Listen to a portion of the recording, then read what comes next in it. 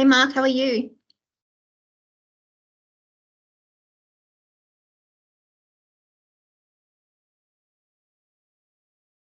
I can't hear me.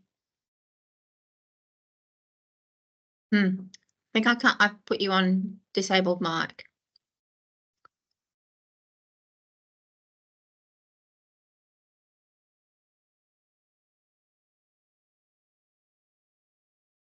You might be able to unmute yourselves now. Yeah. Are they? Can you hear me? Yes. Yep. How are you going, Caroline? Good, good. How are you? Good. Very good, thank you. I'm in Queensland, so it's nice and warm up here. I'm actually visiting clients. I'm not on holiday. But anyway, are you? Oh, man, whereabouts in Queensland? I'm in Brisbane at the moment, but okay. Yeah, nothing too exciting. Okay. Just give me a second. I've just got Fraser on the phone. Yeah, no worries. Hey, Fraser, how are you?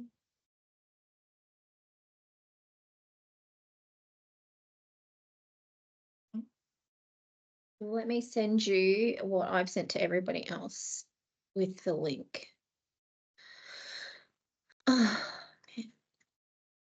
That's interesting why it doesn't include as a speaker, why you wouldn't have a link. Okay, hang on 2 seconds. Let me send this through and it'll have a link for all of the sessions in there as well. Okay, cool, ready, bye.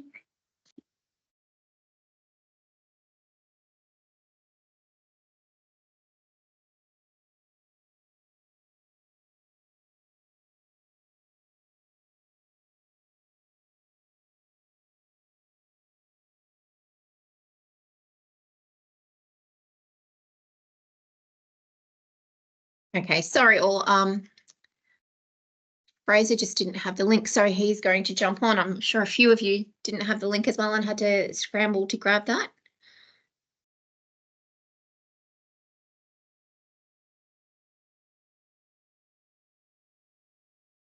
Lovely. We'll just give it a few minutes while Fraser gets that organised.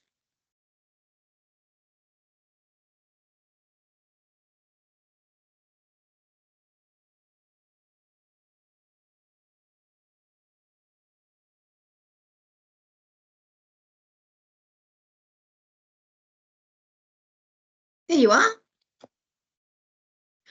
I can't hear you though, Fraser. Let me just see if I can. Yeah, you should be able to unmute yourself there, Fraser. How's that? Perfect. So we might just give them a couple of minutes, Fraser. I know that there are a few people who hadn't registered and had to madly find a link to register, not just yourself. So we'll just give it a couple of minutes. Excellent.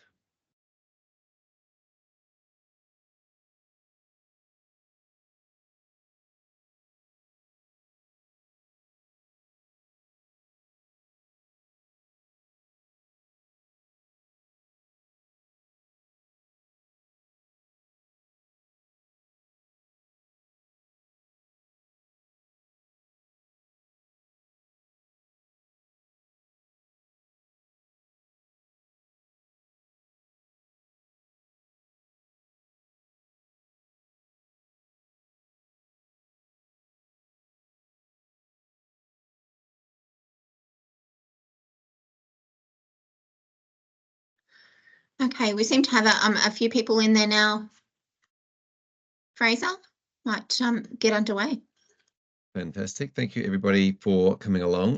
This is a workshop, so please feel free to chime in, ask a question, be part of the conversation. The last thing I want to be doing is talking at a group of people for a whole lot of the time.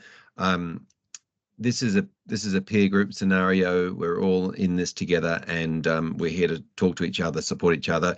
If you've got a question you think might be, or something you're thinking about that you're not quite sure about, then please chime up, because guaranteed somebody else is probably thinking about that same thing. I'm going to share my screen in a second. We're going to run through a workbook that will have been sent out to you all prior to this meeting from my business partner, Damien Cunningham. And so in doing so, you'll probably be able to follow along in this workbook. But more importantly, I want to talk you through all the different moving parts of the process. Over the next 8 weeks, we're going to be obviously jumping on a number of these workshops and going through. If you're watching the recording after this, of course, and unfortunately, if you've got any questions, please reach out, let us know. But yeah, please join part of the conversation so that it's not just me talking and hoping that somebody's there. All right, give me a thumbs up. Let me know if you can see this, see my screen along the way. Thanks for joining, Damien. I will, yes, everyone can see my screen, is that correct? Great. Damien's just popped in. Damien is my business partner at the Cyber Collective. He's going to be part of this process. And what I wanted to do is just get quickly, once you get Damien, get you to introduce yourself to those people that are on the call or watching the recording as we go. Just want to say hello. No problem. I'm the guy that can't tell the difference between an IT checklist and a workbook. Yeah, hi. Fraser is the finance side, but he's also a lot of the IT side. But my history is in running professional services, project management office, and general program and project management. So I run the ops. Fraser's the angelic face of the company, and I'm backroom staff. And yeah, but I'll be dealing with an awful lot of you as we run through this 8 weeks, and the audit itself I typically host. And so yeah, I'm looking forward to working with you all. It's nice to have such a big group. Fantastic. And Caroline, also feel free to jump in if you wanted to add anything along the way. Excellent. So as we get into this process, I really wanted to cover off on, there's a number of different things we're going to cover off on. Essentially, as we go through this workbook, we talk about a lot around the 3 main pillars of compliance in the business, the people side of cyber and the technology piece. And so those three main pillars, if you like, we cover off a lot of stuff under each one. I'll run through quickly that. It's all based on what we call a framework, which is ASIC's framework, but they've adopted it from what is called the National Institute of Standards and Technology, or we refer to as NIST for short. And what that is it's a process around from start to the other end of a cyber incident. What are all the different pieces of the puzzle? And their main categories are that the governance of the business itself is taking responsibility for creating a good cyber culture and investing in cyber, that you can identify what the risks are, that you can put all the protections in place to mitigate against the risks of coming to your business, that if something ever happens, you can identify, respond and recover to a cyber incident. And so it's kind of that before, during and after process.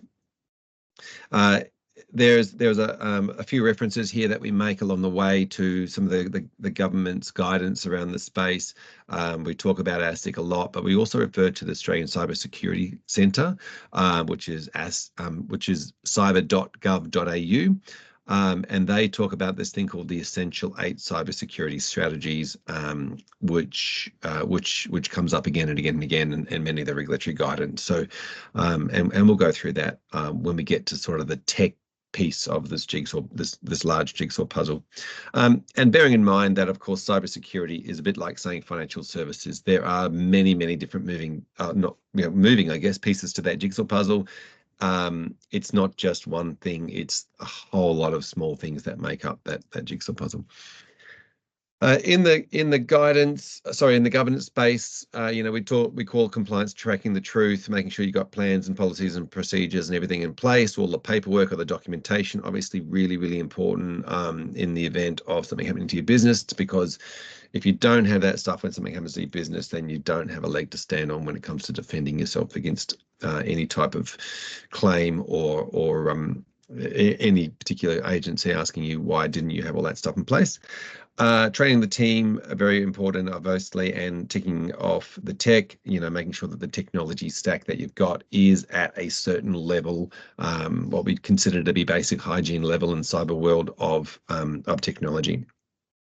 That goes for both from the governance, as I mentioned, through identifying what the risks are to your business, knowing what can go wrong, putting those mitigation protections in place. A big part of this uplift process is about making sure that those things are in place before we then run the audit in 8 to 10 weeks from now, when the audits all get booked in. Being able to detect an issue and respond, and then be able to recover and report and go forth and rebuild, if you like. As mentioned, our cyber process really goes for 8 weeks. The uplift process does anyway. Sorry, the ongoing education training starts immediately and continues on as part of the day-to-day cyber hygiene, I guess. And also forms part of the culture of the business. And so let me run through what this all looks like. Essentially, what we're up to now is the first step of our process will be working with you to get your teams up and running and get your teams onto what we call our training platform. But more importantly than the training platform, it's an awareness platform. It's about creating good cyber habits, and I will walk through a little bit of how that works and what you can expect to see and get out of that. We're also going to talk about running through this workbook. We're going to talk about booking the audits in and making sure that we've got a line in the sand of when our audit is there for, making sure we've got some time in the diary set aside for that. We're going to talk about cyber champions and the role of the leaders in the business around that cyber framework. We're going to talk a little bit about demonstration of understanding. It's an interesting term that obviously you use and we use it a lot too.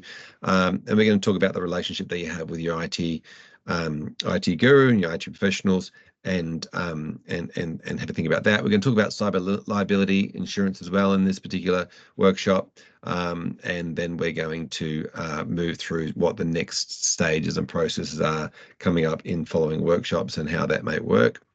Right, let me just open that. What I'm after today is the audits, right? One of the things that we're going to do, first call to action after this meeting, is to have a think about when you might be available in the next couple of months. Obviously, we're getting through, there's a difficult month of June for most people, and then into July, and when you'd be available to do an audit in around 8 weeks or past 8 weeks from now, when we're getting into that. Have a think about that, because one of the first things we'll be doing is asking you to book that in and make that time commit. It's about a 90-minute audit. It pretty much, you'll have most of the information by the time you get to that point. The whole purpose of doing this 8-week uplift is that when you get to the audit and there is a question asked in the audit, you'll know the answer, or you'll mostly know the information that we're looking for, because we covered it in the process along the way. So let's get that sorted. Often, if you wanted to have a catch up with us, we can individually, but what we're trying to do is within the groups themselves. We want to create conversation in these presentations and in these workshops, because that helps everybody along the way. So if you've got any questions, this is a safe space. It's a safe environment to do so. Everybody's in the same boat. We all want to get this uplift happening and underway. We want to make sure that everybody's coming on board and everybody's doing the right thing and everyone's doing things in the space. If you feel like you're confused or lost or any of those things along the way, please ask questions in this space. As we said, it's a safe space and we want you to be involved in these conversations. Now, as we go through this, I'm just going to quickly dive ahead. Allocations. As we go through, we want to know, and we want to talk a little bit about the tech guru. Now, I call them tech guru. Those people that are in IT, call them IT professionals, and they are generally IT professionals. The the tech guru's job, or I guess in this process, is to make sure the technology is to a certain level or certain degree. It's also to have an ongoing relationship with you to make sure that you have a good point of contact, that you have a good relationship with them, and that you can call upon them at very short notice should you need to be able to call upon them, and that you have one way of saying to them, hey, I need to speak to you ASAP, it's urgent, we think we're under a cyber attack, and they will call you back. And so what we're looking for in this scenario is, most of the time people come in to a process with us and they have a relationship to some degree with a tech guru, and that relationship could be they did some work for them once, they help them set something up, they call upon at an ad hoc basis when you need something, all the way through to they provide an ongoing managed service service to us, and they, we pay them monthly to be on a retainer and look after us, and it can be anywhere along that spectrum.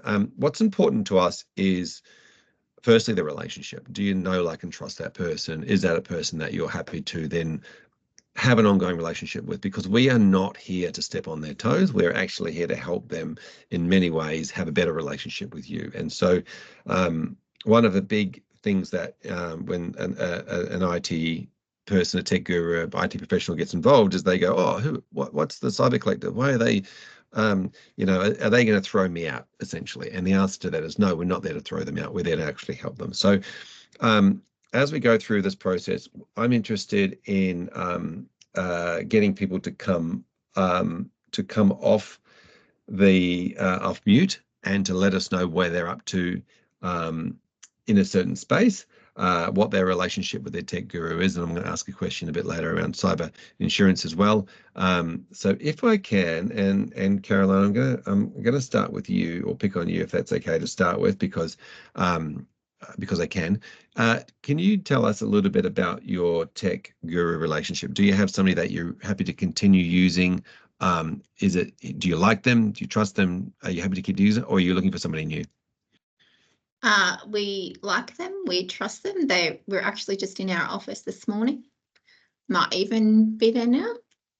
Yep. They also look after some of their other practices. And they do look after some of our other practices. Sorry, I've got Darren in the meeting room with me. Excellent. So yes, we're happy with them. Okay, great.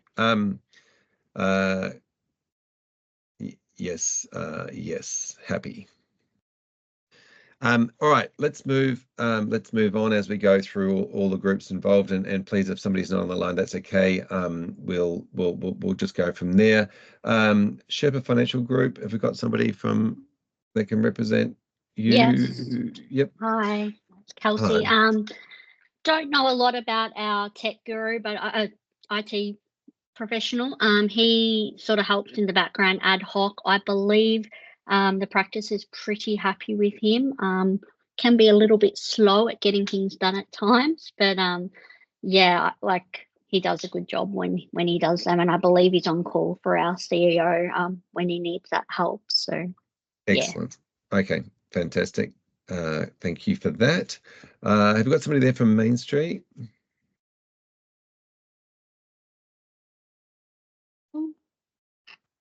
Yeah, we have a really good relationship with our tech guru, and we have regular meetings with them every 4 weeks. And if I need them, I have direct mobile contact straight through.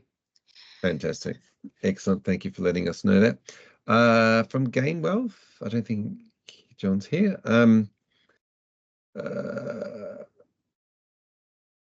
Colston?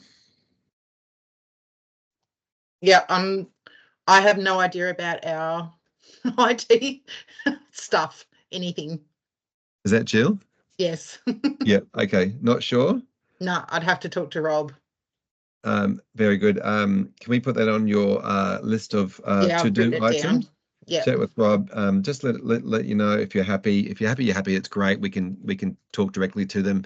And we're going to send some information through the next workshop. We're going to go through a checklist as well, which is the IT checklist, so that everybody understands why these things are important in the IT space, and give them a bit more of a language they can speak to their tech guru or their IT professional with. So let us know if you're happy. If you're not, and you're looking for somebody, then we're either happy to help in that space. We work with a lot of firms, or if, for example, Caroline might supply their person as we go along. Yep. Is somebody there from Next Level? Yes, I'm here. Excuse me. Yeah, Mark Godfrey here. Yep. Yeah, we have a relationship. It's ad hoc with an external provider. He's very good. He's very responsive. He works with a lot of other businesses as well. So, you know, we don't have him on retainer or anything like that. We just pay him for services as we require him.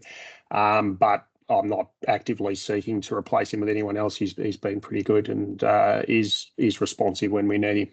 Yep, fantastic, brilliant. Thank you for that. Next one is Holberg. Hi, Fraser. My name's Paula. Hi, Paula. We do not have someone in play working on that space at the moment. We've had one referral, but we haven't yet followed that through, and we're happy to have more referrals. Our business is very small, so it would probably be on a more ad hoc basis. Fantastic. And you're looking for somebody that we can work with, and yep, fantastic. And anybody on the call wants to refer their IT person, please do so. Thank you, Paula. From Intech, have we got Chris or Mark on the call? I don't think either of them are on the call, Fraser. Okay, fantastic. Proact. Yeah, so my name's Anthony, and I'm kind of the IT representative for Proact that consults with our IT consultants, and yeah, no, they're generally well. They provide ad hoc support when we need it, but they also they also come in on a fortnightly to monthly basis as needed, and have meetings, and yeah, they're quite good. So Fantastic. Good, great to hear. Okay, thank you for that. I appreciate it. Renee, Money Mode, do you have somebody?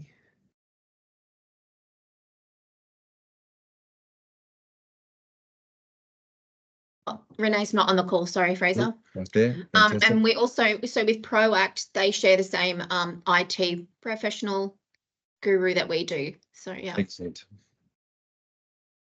Perfect. And what about Peninsula? Yes, Courtney here from Peninsula.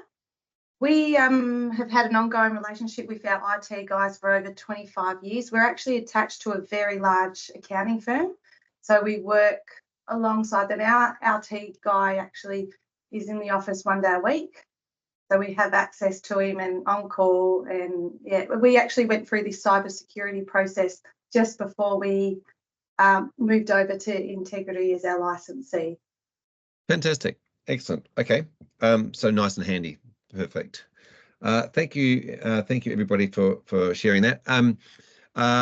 As I said, one of the things that we'll go through is in the first port of call is to provide you with a bit of a checklist of some of the items, and that checklist serves two purposes. The first part of the process is to ask your IT person, can you take a look at this checklist? Can you let us know what we do and don't currently have in place on the checklist, and how that works? Asking them to have a bit of a look over it and say, yeah, you've got that. No, we don't have that yet, but you got that, is the first part of the process. The second part of the process is to say to them, thank you for that. How much would it cost me to get those things in place, and what's the process involved in that? And the third part of the process is to, once those things are set up, to say, yes, we've got all that in place. Here is the information. We do this, we do that, we do the other. And there's some things that, I mean, a lot of IT firms do things in the background, and most firms have no idea what they do. Just that they do something, and so what this is going to do is bring conversation forth for all those different items to say, yes, we do that, yes, we do that. The reason we want to make sure that's top of mind, as I mentioned before, because once we get to the audit process and a question comes up regarding, your backups and how often they're done and how often they're tested, etc., then you know the answers because you've just had those conversations recently with your team. We're lucky enough to be handed some information that says we've got a lot of people that jumped on the call today. There are some of the people, the directors of the business, and the cyber champions in the business whose responsibility it is to sort of lead this project and this process and make sure that all these different parts of the jigsaw puzzle are ticked and in place. And that's fantastic. Most people, sometimes that's the same person, the owner and director of the business, and also the cyber champion, and sometimes there are a couple of different people. So we'll be sending information across. There's all sorts of templates that we need to send you, and from there going forward. So it's a matter of making sure that yes, everybody's happy to be the cyber champion and be the point of contact for the business, and going from there. Now, I'm going to quickly get everyone to say thank you. Yes, from Sherpa, was that Kelsey?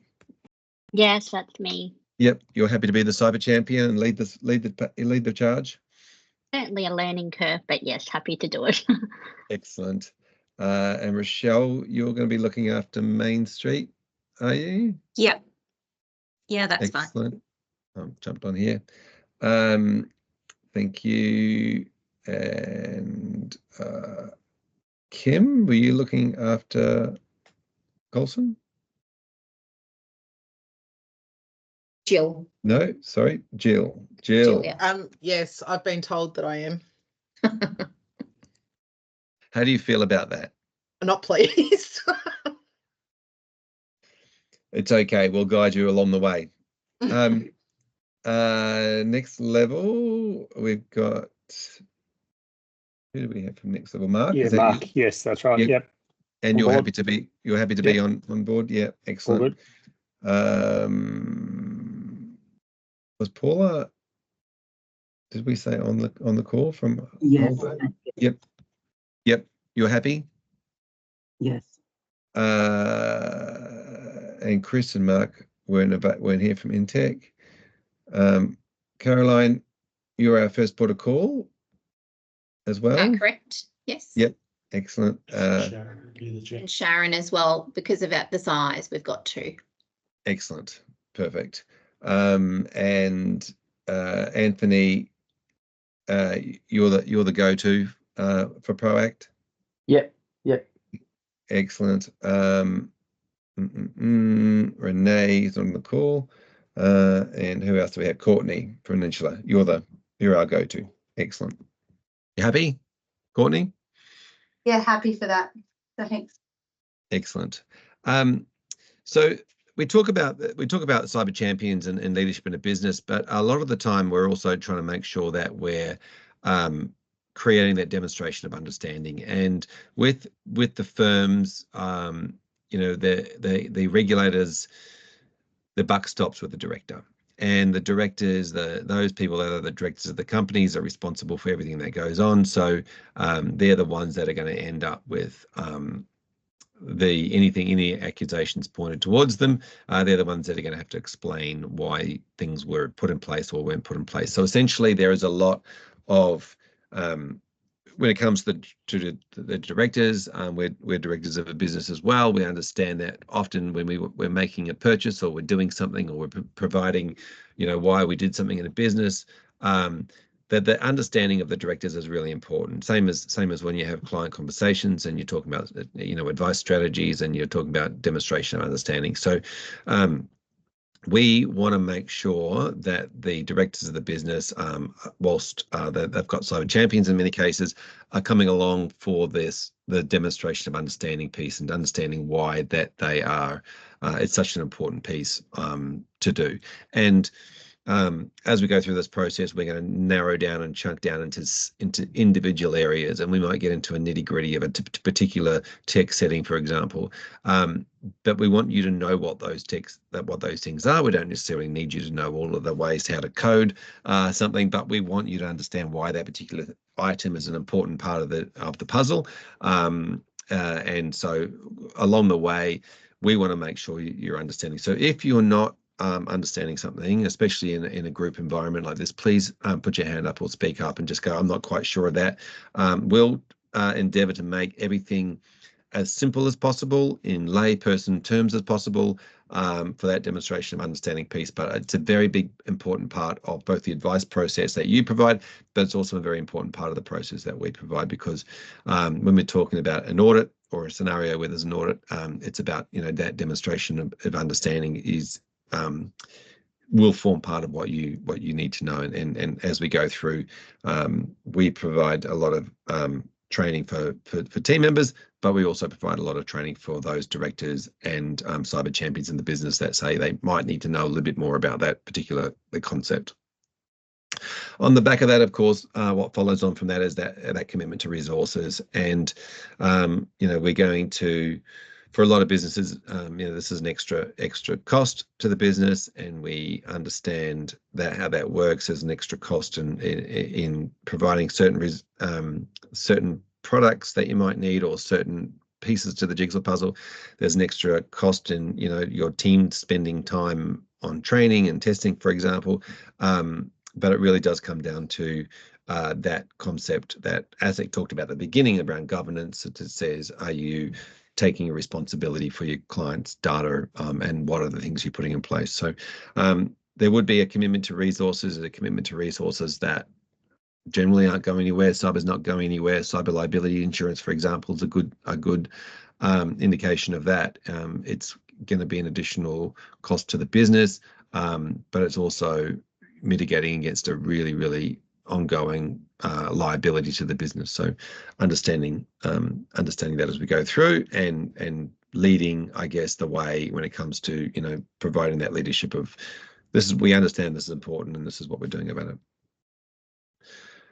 Now, cyber liability insurance is one of those things that some firms have, some firms don't. I am not an insurance broker. I can't give you specific advice on insurance policies, but my background is risk insurance, and I do understand the process of reading a PDS and how claims work. So I've read the PDSs, and I understand how the cyber insurance liability works. In many cases, I describe it as the fire brigade that comes and puts the fire out, as well as the rebuilder. And the way that cyber liability insurance works is it's first party and third party, which means it's for you, your business, as well as for your clients, unlike, say, PI, for example, which is just third party, your clients, or business liability or business management liability insurance, which is all about your business. So it covers both first party and third party for all sorts of different cyber incidences, and depending on the policy, they have different policy wording. Some of them don't cover all the third party supply chain up and down the supply chain, and some of them do. And when I talk about the supply chain, I'm talking about who are the stakeholders in your business when it comes to the technology that you're using, or the training that you're using, or the clients in your business. There's all sorts of third-party applications or software programs that we use from day to day, whether it being a CRM, whether it being a quoting tool, whether it being logging into something else, and some sort of portal or a projection tool. You're trusting your client data with these products that you don't essentially own, that you're using. That's a third-party software provider, and so we want an insurance policy that covers that, as well as something happening in your place of business. Now we're going to go. I'm going to ask everybody to let us know where they're up to on the call, if that's okay. So can I get Kelsey? Sorry, you're going to be first off the bat. Do you know if you've got cyber insurance already set up? I don't know, no, sorry, but I can certainly ask a question. Yep, fantastic. That'd be great. Part of this process is, like, we fully suggest that you have cyber insurance in place, and the reason being is such a big part of the recovery process and the making good and the claims. And so that goes for all of the businesses on the call. If you don't have it, let's help you get it, and we can show you where to get it. If you're not sure, we can cover it in the next session as well. But yeah, it's a big part. So yeah, please let us know if you have it, and if you know how to contact the broker or the person that you have that looks after it. Thank you. No worries. Thank you. Rochelle, Main Street, do you know if you've got it? Yeah, so we've got cyber event protection that covers the business and to others as well. Excellent. Did you get it through a broker or? Yeah, it is through a broker. Yeah. Fantastic. We got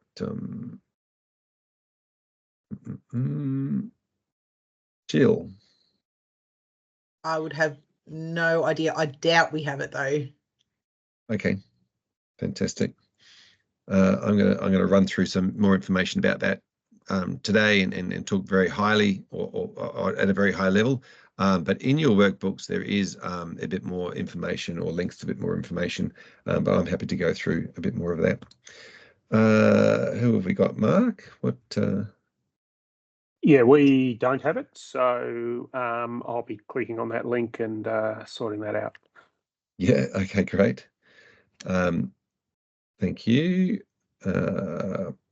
Paula? No, Not yet. correct. Excellent. Caroline? Sorry. No, we don't have it. And we've had a look at this a number of times with brokers in the past. Yep. So we're working through with our current PI broker. Yep. And what that looks like. It's yeah. Okay, great. Certainly on the cards. Yeah, fantastic. Anthony? Yes, we have cybersecurity insurance. Fantastic. And Courtney? We have 5 quotes from our brokers sitting there at the moment for us to get in and work out what is best suited to us. Ours is combined with our accounting firm, so not in place, but the wheels are in motion to have it in place as soon as possible. Yep, fantastic. And the way of getting, a lot of people go through a broker to get their cover. General process is you fill out a form to say we do all these things, or do you do those things? That goes off to the insurer and they create a quote. The quoting, we can tell you that most of our clients pay between $2,000 and $4,500 a year for their cyber insurance premiums, and they generally have between $500,000 and $2 million worth of cover. The other way of getting cyber insurance is to go direct to one of the underwriting agencies and essentially cut the broker out. But when doing so, there's a few things that most of the insurers want to have in place and see. And what I'm going to do is just quickly show you one of the options available for cyber insurance, because I want to talk to you a little bit about what the expectations are of a cyber insurer in this process. When it talks about sums insured, of course, they base it on your revenue of your business. Generally speaking, there's a block or a band, and between, from a small business up to around $3 million of turnover, you're going to be paying the same amount of money for your policy. Over between $3 and $6 million is the next band. Over between $6 and $10 million a year in revenue is the next band. So for a business with a revenue of under $3 million, that wants $1 million worth of cover, financial services business, and let's just go with Victorian stamp duty. It's around $3,000 a year. Now, one of the things to consider is, what do insurers really, really, really want you to have in place to be able to get a claim? The answer to that is that you told them what your turnover was, that You're not taking part in any crazy business schemes, that you're actually a financial services business, that you adhere to the Australian privacy principles, which you do, that you have anti-malware software enabled on your endpoints, which is your virus protection software and all your devices. We're going to go through a lot of the stuff with you in the tech checklist anyway, but I'm just letting you know what insurers' expectations are. That you patch all of your computers, that you regularly update your computers whenever there's an update available, or patch management. That you have firewalls installed on your gateways, and they're switched on and active. We'll talk about that when we get into the tech checklist. That you do backups regularly, and that you have multi-factor authentication set up. Every single insurance company that I've seen their PDS and their expectations those are the main expectations that they want. And of course, the last part of this talks about if you've had any claims in the past, they would want to know about them, or if you think that you're under attack at the moment, then that's important. Cyber insurance is the claims made policy. The concept of this is that you have something in place the moment you find out that you might be under attack, and in many cases, if you have been under attack in the past, yeah, they want to know about it. Most of the time, it covers things like electronic business interruption, which is from a cyber event, cyber liability for other. What are you liable for?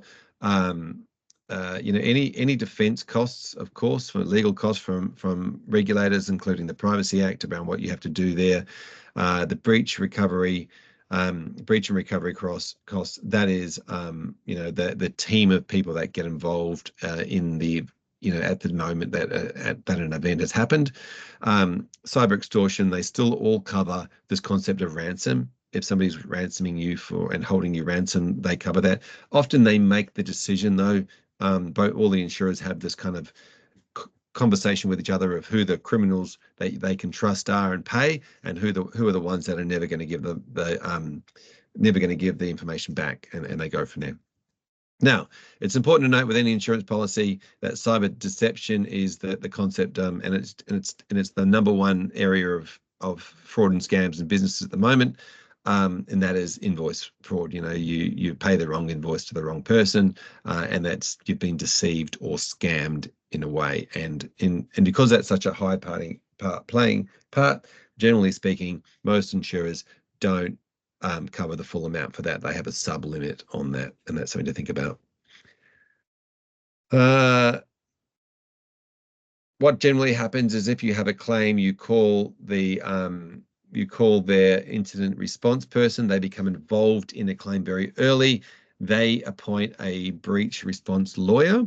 That person then gives everybody the legal privilege of not having to disclose it to who they have to they give them the legal privilege to say they get to choose who you disclose all the information to, and so it's a process that as that lawyer then gets involved, appoints maybe the forensic accounting of the forensic IT to look at the logs, how they got in, to negotiate for you, to do all of that sort of reporting off to the regulators, reporting to who needs to know, and helps you with, say, PR, and brings other people in.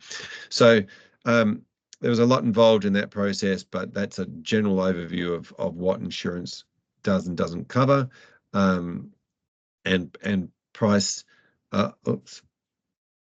Pricing for that, essentially, I'll go back to that and see if I can pull that up. Pricing for that is, as I said before, it's about $3,000 for $1 million worth of cover. It's about $4,500 for $2 million worth of cover, and it's about $2,000 a year for $500,000 worth of cover. Are there any questions on insurance?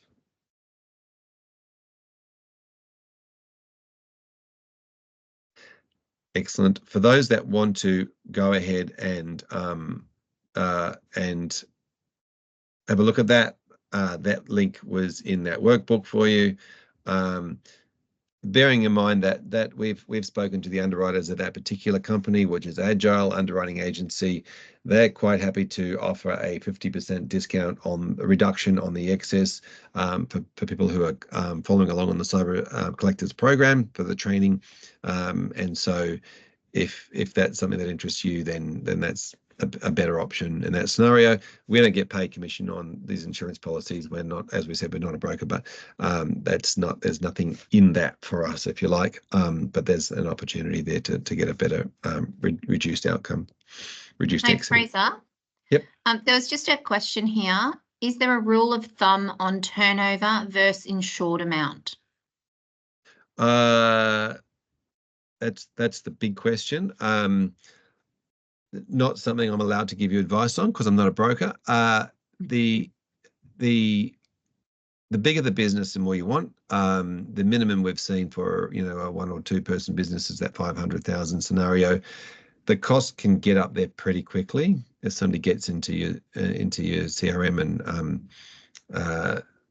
and goes from there. So if you're looking after high net worth clients, I would suggest have a larger amount. If you've got more quite a few clients, or 3 or 4 ARs with full books of clients, then I'd be looking at the $1 million to $2 million worth of cover. It's the recovery costs and the fixing up costs. There's only so much new computers are going to cost you, but the mop up of a cyber claim is a bit like a mental health claim. It can go on and on for a long period of time and keep rearing its ugly head years down the track. So once information is gone or out there, it's not like you have something stolen and you get it back like a motor vehicle. It's stolen, and copies of this can be sold and unsold for years to come. Sorry, I can't give you an exact answer.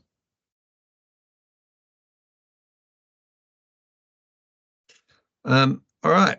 There's also a video there that I recorded on YouTube of what pretty much what I just went through with you there, but in a bit more detail. Excellent.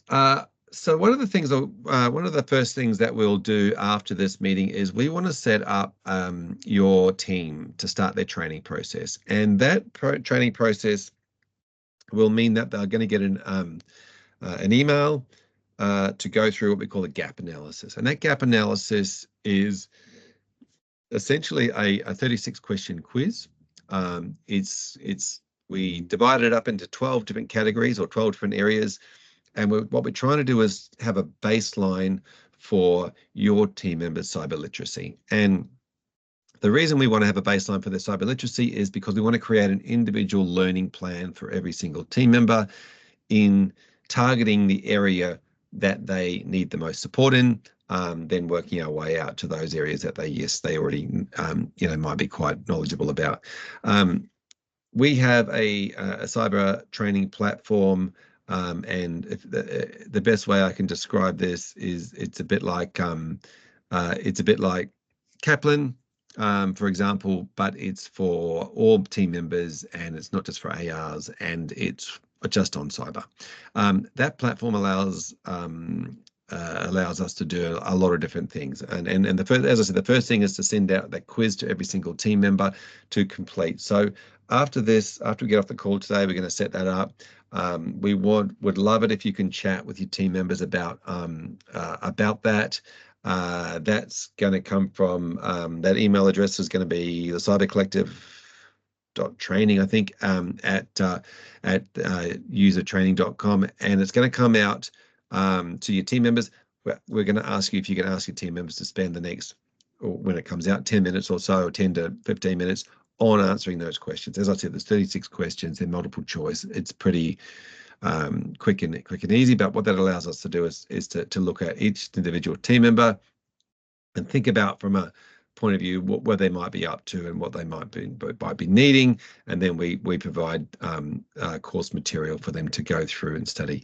Now, when I say course material and study, please don't get freaked out. This is an awareness training campaign. So this is about how do we get people to show up regularly to do this? And I use the gym analogy. Just going to the gym once doesn't mean that you know how to use all the equipment and that's the end of it. It's about strengthening muscles. And so what we want to do is we're going to send out fortnightly 5-minute training. It's seriously going to be a couple of minute video and a short Q&A. The purpose is not to do 10 of them at the end of the financial year. The purpose is to do them as they come out and regularly. And so it's not a burden. It's going to be nice and simple, but it's going to be keeping cybersecurity at the front of mind of the team members. So again, whilst we talk about getting through and answering the questions and passing, which is generally pretty simple because it's a very simple one topic and a few questions on that one topic. When it's not like the CPD material that many of you are used to. It's very much around awareness training. And so what we want to do is get those courses out to your team members fortnightly, and then you'll be able to go through, and we'll be able to go through and look at where everyone's up to on their team training plan, and who's doing really well and who's responding and who's not. Part of this process, of course, is the training, but a lot of this process is about the reporting and being able to report and say and show that you did. So what we do in this platform as well is we can create phishing campaigns, and we do that on a regular basis around every 6 weeks. They're not onerous. They're generally pretty obvious. The purpose of this is not to catch your staff out. It's for them to avoid, oh, that doesn't look right. And move on. And even if they tell everyone in the office that they found a campaign and they saw it, and that's also great awareness. So it's about participation and making sure we did. A lot of the legislation also talks about the fact that testing is training and testing. And so it's making sure that we can say we did. And we start this process straight away, because by the time we're going to get to the audit in 8 weeks from now, we want to make sure that everybody has got a bit of a history, at least sort of 2 months of history in this training and testing process. We also look at web breaches on the dark web of what's been taken, and there's been a lot of breaches over the years, but things like Adobe, Canva, for example, LinkedIn's have had a few, MyFitnessPal, and they take some fairly serious information like passwords and email addresses. And so the purpose of this process is just to know, to start with, what's been taken and what's out there, so that we can understand why it's important to make sure we keep changing our passwords and not keep the same ones from a data breach that's been leaked in the past. We also then are able to then do a whole lot of policies, set up the policies as we go through the process. We'll get towards that at the end. Once we've done the plans, we'll then start on the policies. And then, of course, we can report on all those types of things as well. So there'll be a lot of reporting available in that process. We'll go through a bit more of that at the time, but there's a video on that again. But at the moment, the first thing we've got to just think about is the call to action is just please to ask your team members to complete that as soon as they can, because we want to try and get everybody on board and up to speed in their training and set up all those individual training plans. And so that the first part is doing that gap analysis. Feel free to put your hand up or ask any questions if you're not sure about anything in that space. Damien. I have a quick comment. I can't remember how many times you and I have gone through the platform. It's got to be about 8 million now. It's still always interesting because everyone's got different breaches. Some people don't have any. I know a lot of you have already got very full day jobs and you've been landed with this unwelcome burden. Even though it's important, it's probably, oh, I've got to do this as well. Please don't equate the amount of functionality and the amount of capability that this platform delivers with effort on your behalf. One of the things that we do focus on is the ability to automate an awful lot of this stuff. So you can probably do very, very little on this. The reporting, we can automate it, create it, send it to you. You don't have to go in and make reports. We can just get that to you straight away, or whenever you want. You can determine that frequency. Even the policy stuff that we're not going to really talk about today, there's a functionality within that to automatically send new policies and updated policies once a year to all of your team members, and then they digitally sign that they've read it and understood it, and you don't have to do anything. All of that can be done without any input from you, the administrator, whatsoever. So the two things that we try and be pragmatic and aware about constantly is cost versus reward, because no one in here owns Commonwealth Bank. You're all fairly small businesses, and we get that this is a financial burden as much as anything else. So we try and pick off the really good stuff that can help you for little to no cost. There is some financial implication typically, but we do try and keep that as a minimum and get the best bang for your buck. And the other one is automation and not turning you into a cyber pro instead of a financial pro. someone's got to do some things, but it's not that bad. It really isn't. So we're not trying to double your workload here. I just want to emphasize that. Thank you. Thank you. Yes, we are trying to make everything along this process as simple as possible to take the least amount of time, but also make sure that we stay front of mind. From here, we've got a bunch of workshops booked in. You'll have seen them in the diary. The next one I think is Tuesday the 28th. And we're going to run through the tech piece of that jigsaw puzzle. Now, that kind of looks something like this. We have a tech checklist, and we want to run through what all the different moving parts of the checklist is and why that's important, so that you can send this checklist to your IT team. Now, I think you've already got that checklist, which is great, and we'll be asking you to just send a copy to your IT team and say, hey, we're doing this uplift process with the Cyber Collective. Can you have a look at this checklist and let us know what we do and don't have? As I said, step one is to find out what you've got, your fact find essentially. Step two is to let's get that in place, because it's pretty important. And as we go through this next workshop, you'll understand why. And then the third area, which generally happens towards the end of the uplift, is we're going to want confirmation, or you're going to want confirmation that all that stuff has now been in place and what it is. And so getting that detail as part of your cyber plan put together and works really well. So the checklist is where we start, because it can take a few weeks for people to get, for your IT teams to get that stuff set up and make sure it's there. After that, we're going to get stuck into the first part of the process, which is our cyber plan. And that really looks at that first few stages of our 6 process, which is governance, and then identifying any risk to the business and identifying which protections we need to put in place to mitigate against that. So that's the first part of it. Part of that then flows on to having a third-party risk assessment, to making sure that we've checked with our software providers that we use what their cybersecurity standards are and how they work, which we'll go into. And again, we've got a template which we'll give to you and help you work through that process. We then do what's called a cyber incident response plan. If you think there's acronyms in financial services, then wait till you get to cybersecurity. The acronyms are everywhere. We're going to do a CIRP, which really just is the plan around incident response. It's kind of like your business continuity plan, but for cyber. It's what are your team members going to be doing, and we're going to talk to you about cyber drills and working through all those other parts of the puzzle. Courtney, come back. Okay, so we're going to be doing that in the workshops as we go through. There is going to be a bit of time involved in doing those. We're going to mostly do them in the workshops, but there may be some additional time required after that. And so the cyber information, the supply chain risk management, we're going to go through the cyber incident response, as we mentioned. We also the company policies, cyber drill, we want to go through that. People know where to find the cyber policy. People know how to respond and behave. And then we get through the checklist at the end and make sure that your training is all up to date. What's going to happen towards the very end of this process is we're going to do a quick check-in with you with regards to the pre-audit check-in. And we've got a quick quiz that will give you that you can go through to say, are we likely to be ready for the audit? And then we're going to get into the audit from the 8-week mark onwards.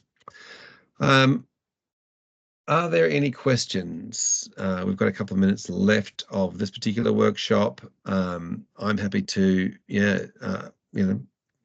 I'll stop sharing that checklist or that workbook, sorry. Happy to answer or chat about anything people have got on their mind. What are you thinking? What are your thoughts? Are you happy? Are you not happy? Might be worth a 10-second comment from me as well. Those templates are not small because this is a big subject. However, we're not asking you to go and complete a 30-page document. We've filled them all in, so they're full of content. So when we say you need to create, what we're saying is you need to read what we've written, change what you don't like, add your own stuff, and turn it from red to black. which apparently many of you will be familiar with that process. So you don't have to go and craft a plan. We've tried to do that for you, and then we can work through that with you, and you can go, yeah, I love all that. Just change it to black. It's great. Yeah. Anyone else got any thoughts? Sorry, just quickly, do we get login details for that training platform, or have they been sent? Damien, I'll let you go with that. Sure. So very quickly, there's two types of, I guess, membership to the platform. One is more common, which is most of your team members, and they will get sent links to the courses. So they can potentially never go to the platform at all if they don't want to. They can just click the link, do the course, that gets recorded. If they want to go and have a look at their own progress, they can go to the platform, and that's a very easy process, and we can show you what that is, but they don't actually need to log in. It lets them in on the basis of their email address. However, this esteemed group of persons will get logins, and you will get them once we add you to the platform, which hasn't happened yet, but will happen imminently. So you'll get your gap analysis piece complete, and then as almost a completely different user profile, you'll get an invitation to set up your own password. And that means everything that Fraser very quickly just showed you, you'll have access to that for your company alone. Your team members won't have that access. They will only be able to see their own information. But you guys will be able to see, and well, guys and ladies will be able to see everything for your company, and there'll be lots of things that you can change if you want, or you can leave it if you're too busy. And I'm happy to show everybody around in a more detailed manner. As it will also come up in a workshop, but any questions, I'm always happy to hop on and we can talk it through. So yes, you will. Thank you very much. That answers my question. Thank you. Yep.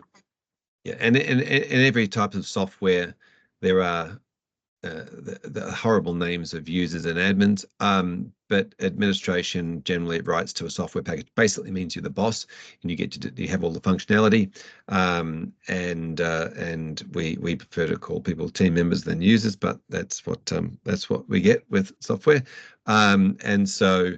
Yeah, absolutely right. There's two areas. The area for the admin person will be able to sign in and see everything, which is great. I think Sharon's got a question. Sharon's got a hand up. Yeah. Yes, I have. When will the emails go out to the individual employees? Because I expect I'll get a flood of people coming saying this doesn't look right. So when are you proposing to send them out? Today. Today. Yeah. Okay. The second I add them to the platform and go save, the email will go there and then. If you would like a short drafted email, which we've written a couple of times as an example for what you could send to your team members, I can send you that as well. And just to go, hey, look, this is what we're doing. This is what you might see. Don't worry about it. It's fine. But if you've got any doubts, let me know and I can tell you whether it's a phishing email or whether it's a real one. I would love that. Thank you. And just remember, it's going to come from that user training. Yeah, .com. Yeah. Okay, thank you. Fantastic, everyone. Thank you. I think we've used up our time. Please call out if you've got any questions or send them through. Otherwise, we look forward to seeing you next week. Great, thanks, Fraser, and to Damien as well. And just a reminder that for the next workshops, that email that I sent out again yesterday that you've all obviously followed the link on, it has all of the days, all of the workshops. So jump in, register, and that'll pop in your diary then. Brilliant. And any questions, please let me know. Thanks, everybody. Have a great afternoon. Great. Thanks, guys. Thank you. Bye.